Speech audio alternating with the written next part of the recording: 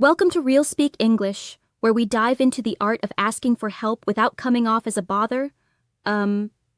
Especially in a busy professional world. Yep.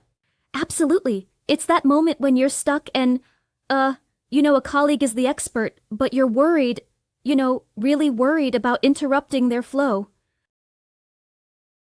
Right, exactly. So, let's kick things off with the mindset shift.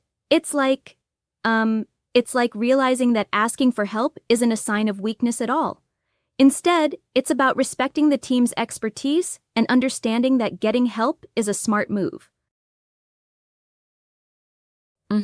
Yeah. It's a bit of a revolution in thinking. Instead of, standing alone and wasting time, you're actually setting up a win-win situation. But what exactly should we consider before, reaching out? Good question. It starts with doing your homework first.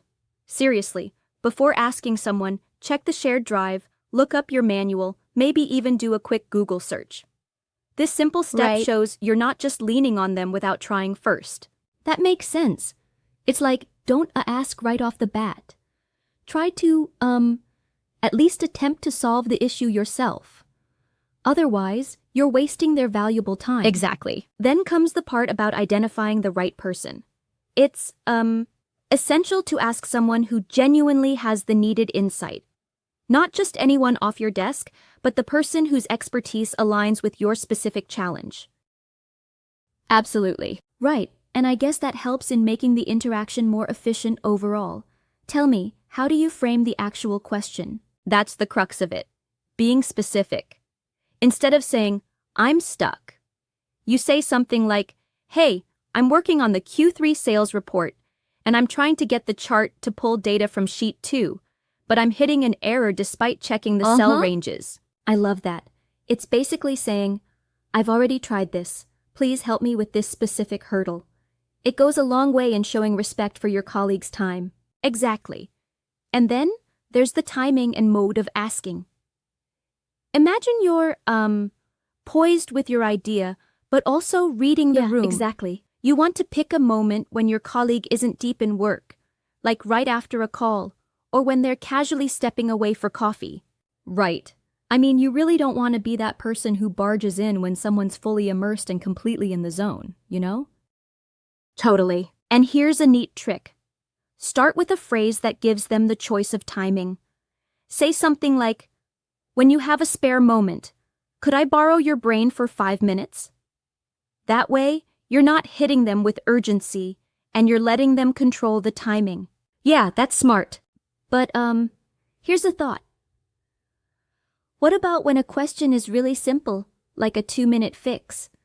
Would a Slack or Teams message still work best? Oh, absolutely. For those shorter, quick questions, a brief message works wonders. Something like, hey, got a sec for a quick question about the client deck? Is perfect. It respects their time and gives them a heads up about the length of your ask. Though I'd say for more extensive issues, especially if it's like 5-10 minutes or longer, a face-to-face chat might be better. But then again, it also depends on how busy the environment is, right? True. It's not a one-size-fits-all. For bigger asks, say more than 15 minutes, it's best to send an email or message to schedule a time, respecting their calendar. I get that. I can see that. Sometimes I feel this approach might be a bit too rigid, though. What if, in really dynamic working environments, you need to be flexible and spontaneous? Isn't there room for a more casual ask? That's a fair point. While this framework is practical, it's not meant to be a strict set of rules. Sometimes you have to, gauge the situation and adjust accordingly. But overall, having a basic structure prevents unnecessary friction and helps build a culture of mutual respect. True. Exactly. It's like having a safety net. Now, once you've received the help, what's the follow-up like? I mean, it doesn't just end with someone solving your problem, right? Right. Follow-through is critical. While they're helping, be prepared, have your document open, show you're engaged, and really absorb the explanation so you don't have to recycle the same question later. Yeah, 100%. I completely agree. And of course, a genuine thank you goes a long way. Not just a thanks in passing, but something more like, "Hey, thanks again. That resolved my issue and saved me a ton of time," which, reinforces the positive exchange. Absolutely. And don't forget the reciprocity. Let your colleague know you're there to help them out too. Offering, "Let me know if you ever need help with your area of expertise," is like building a bank of goodwill that benefits the whole team. Right on. That really wraps it all up neatly. The preparation, the respectful approach, efficient communication, and then the gratitude and willingness to reciprocate. It changes the narrative from being a bother to fostering collaboration. Exactly. It's like, when every interaction grows into a stepping stone for a healthier, more collaborative work environment.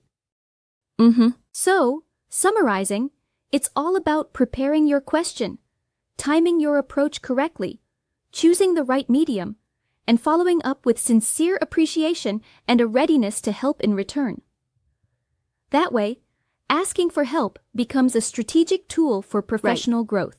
And it's not just about efficiency.